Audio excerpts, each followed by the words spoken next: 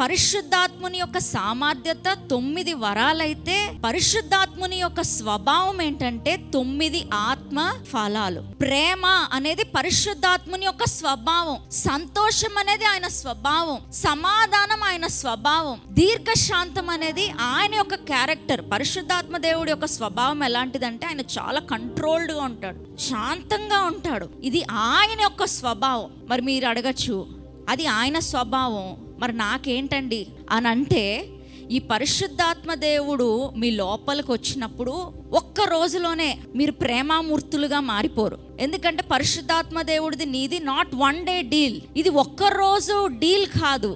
పరిశుద్ధాత్మ దేవుడిది మనది ఎలాంటి సంబంధం అంటే ఎవ్రీ డే.